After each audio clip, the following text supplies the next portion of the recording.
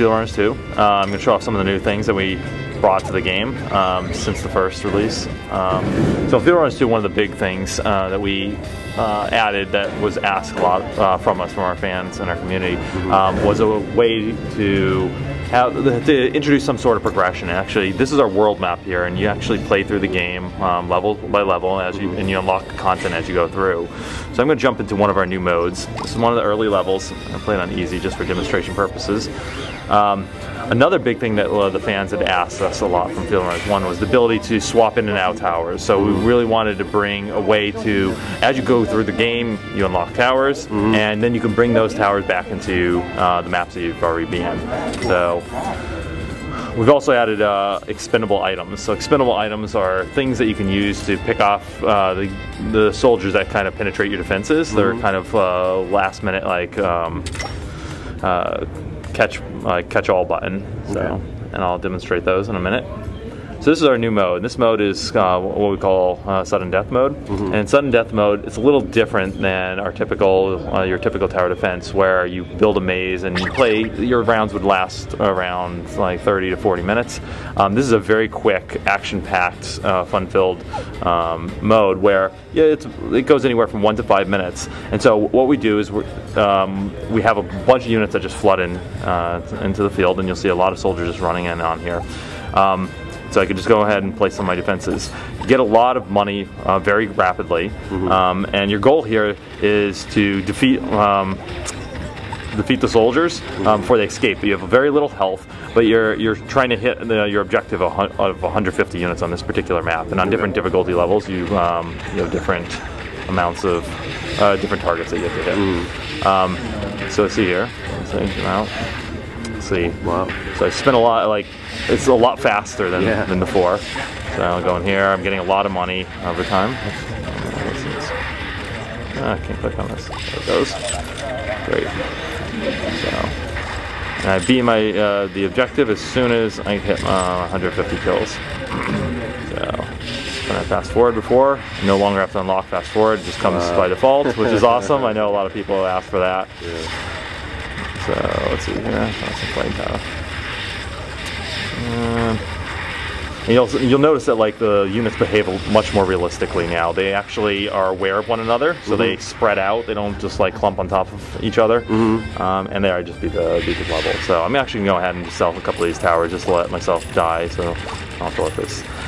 Generally, at this point, you've won. You're going and playing for the high score. Oh, so it lets you just keep going past your goal? Yep, it lets you go past your goal, just like in endless mode in the original game. Okay, great.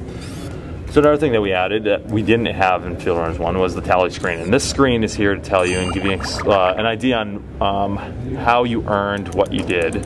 So it gives you a breakdown of your score. And I think a lot of players weren't aware before that you actually suffer a penalty when you sell towers. And that's just to kind of minimize the amount of ping-ponging. It allows more hardcore players to plan their maze more strategically. So I'm going to go and move on.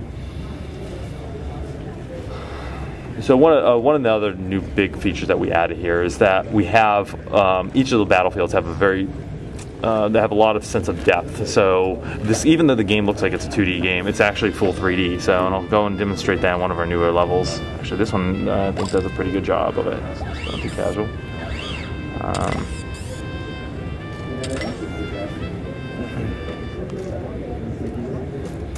Another thing that we added was we kind of mixed both fixed path gameplay, tower defense gameplay, with open path TD gameplay. I know a lot of players in Fieldrunners really like the open path, and we kept that here. So we wanted, that's what really at its heart, Fieldrunners is all about.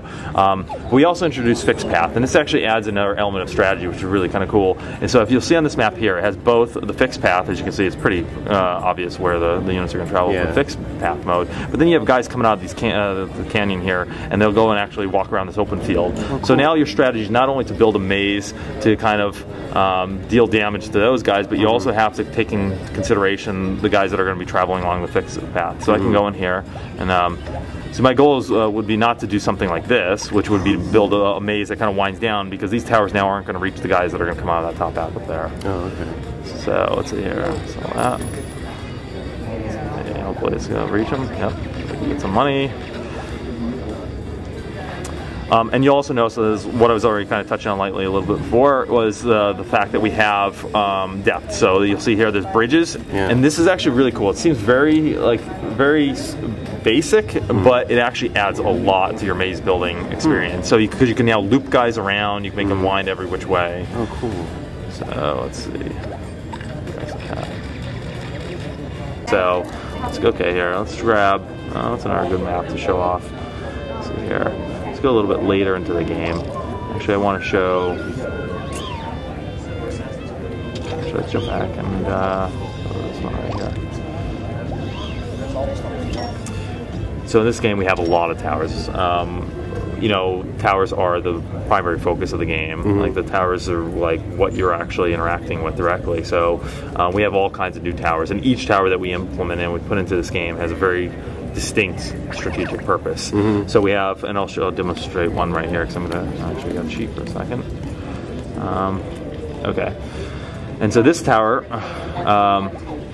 right here is it's a landmine tower, so what we call a landmine tower. And this one doesn't actually lock onto units and deal damage directly, but what it does is it actually scatters mines around it, all around it, over a period of time, so that when the units travel over the landmines, they set them off. That's interesting. You also notice on this map that the entrance and the exit are right next to each other. Yeah. This is a very different way of thinking about tower defense. I know, and this comes later in the game after you progress a bit. But your goal here is now to kind of try to divert the units in a different direction. So instead of from left to right, top to bottom, which are your standard tower defense levels, this one makes you think in a whole different way. Right. So as you'll see here, we added this path arrow, as you'll notice. And this is something I would love to go back and actually add in Fieldrunners 1 because we find it very useful for helping the player understand what the units are thinking and how they plan their paths. So, because we want the player to really focus on tower building and their like the strategy they use to like combine different towers rather than on the path that the units take, because it can be very frustrating if the units if you anticipate the units to go a certain direction but they end up going in a different direction. So you see here, like, this map is kind of crazy because it goes, like, the units always try to find the shortest path to their goal. So by placing towers down, it can easily divert them in some other crazy fashion. So, and you'll notice again we have these bridges here where you can wrap units around. We have the tunnels, and then we have these new things here which are like environmental traps, which is another way. It's a deeper element to the strategy, because now you're not only building a maze, but your goal is to kind of redirect those units through the traps to best maximize the damage.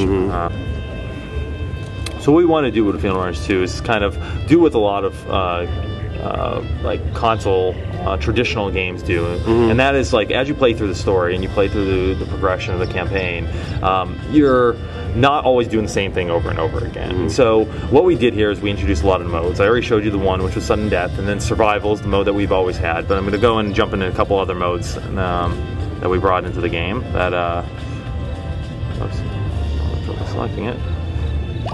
Okay, so this is a puzzle mode, and in this mode it actually goes to serve two purposes. One purpose is that you're there to solve the puzzle, and it's just like any kind of game. It's like a puzzle tower defense game.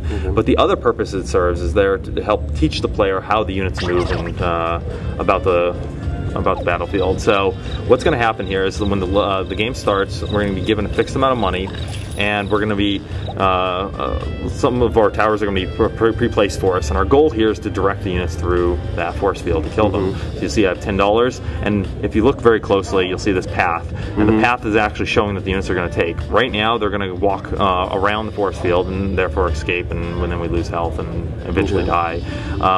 But what I want to do is place a tower in such a way that it redirects them through that path. So I'll run through a little bit here, and then and they'll take damage, die. And then so for the next round, we get a clean slate, and we do the same thing again. And each puzzle, as you go through each of the rounds, gets harder and harder. As you'll see, like I placed one tower here, redirect them the wrong way. Place a second one there, and that pushes them and forces them to go this direction. Cool. One thing I'd like to point out, I think a lot of people overlooked in Fieldrunners 1, but we did a better job this time around in communicating this. But like when you place towers while the game is paused, you'll notice that they look like semi-transparent. And if I place a tower here when the game is running, they're fully opaque. And this is to show that like if I were to sell this tower when it's fully opaque, I'm gonna sell it at a reduced rate, and this is kind of like it's been used. Like you probably buy a new car, you drive it off the lot, it's used. But if I place it while the game is running, it's returned back to me at the full cost. So this is really great for planning your strategy. So you can go in here, pause the game, and build out a couple of towers to get an idea. You don't have to be scared to kind of try some things. Yep, and make sure. And if for those people that have trouble with precisely placing towers, this gives them that flexibility to place towers and not have to worry about any penalties. Okay, so another new mode that we brought into the game is time trial. And this we had in Fieldrunners, the original game. We kind of revamped it a little bit for Fieldrunners 2. We actually changed it by adding towers, like pre-placing towers in the level, so that now you have to work with a partially built maze. This is one of the time trial maps. As you'll see that there are some laser towers there. And similar to the sudden death mode where you gotta kill a certain number of units, you have to do the same here. But as you'll notice, like even when I pause the game, the timer continues to go. If I fast forward, the timer continues to go at the same rate. So your goal is to build a maze and kill as many units as fast as possible. Losing or letting units escape doesn't penalize you in any way, except for the fact that you're not adding to your kill count. So I'm going to jump out a little bit more so you can see it a little bit better. And you'll see that like as I direct the units, I'm going to want to try to push them in front of this laser tower so that I can get all the damage done from it. So. Whoa. Yeah. And so the laser tower is pretty powerful. It's a tower that you unlock later into the game, and it can do a lot of damage. And it does combo damage. So we now introduce the concept of combos in the game. Combos are when you kill a bunch of units in a very short period of time, and combos actually are used to fill your airstrike meter, which I don't have unlocked right now. But we introduced this new concept of airstrikes, which allows players that struggle through the game, either really good players who can do these combos and know how to place their towers properly, or those players that struggle through a game because we fill that airstrike meter when units escape. It allows you to do like a one button, annihilate the entire battlefield, kill all the units on screen, and give you all the money for it. So it allows you to, it gives you that last bit of hope. If you're kind of struggling a bit, you can just wipe the whole thing clear, get a bunch of money, and then you can continue to build from there. Cool. So this level is purely a fixed path level, but it shows off a couple things. One of them is what I just mentioned, is the changes in height. So we have units looping over and under each other. And this is actually kind of cool because we have now units that have behaviors. So, for example, we have a medic unit. A medic unit will run through the battlefield and he'll actually heal other units. And so what we'll do in certain cases is like we'll strategically place and time it so that the medic comes out from one entrance and the soldiers come out from another entrance, and then they meet at the middle at some point so that they heal each other. So your goal there now is to kind of take out the medic before he meets up with the rest of his troops and heals them. So, and that's what this map shows. Like, so we have guys coming from both the upper left entrance and the western entrance, and they'll cross through here. See this crazy complex road structure here. I mean, as you know, putting towers in the spots that are surrounded with the most pathways is always the best strategy, or most often the best strategy, I should say. And so we have some very carefully placed hot spots on this level. So you can place, sometimes players like to reserve those spots for their more powerful towers, and sometimes they like to use them early on so they can just do more damage and not have to, and save up their money so that they can get to the more expensive towers. So the game also has now physics, so again, more in line with what I was saying before about the units behaving realistically. The units also, when they're killed, they'll get thrown by, like, if I drop either a landmine or I hit them with a rocket, they'll actually get propelled forward, so they don't just die in place. They feel and look more believable. our goal here is to try to make a game that has very strong visuals and that are very believable and yet fun to play, and very simple for casual gamers to pick up and play. And there's the medic. So as you can see, he's crossing over through the other units and he's healing those units as they cross under. And so the medic, yeah, the medics are a little bit of a problem because they'll heal other units as well as themselves. So you really need to take them out quick, and you have to put all your firepower and try to keep on them.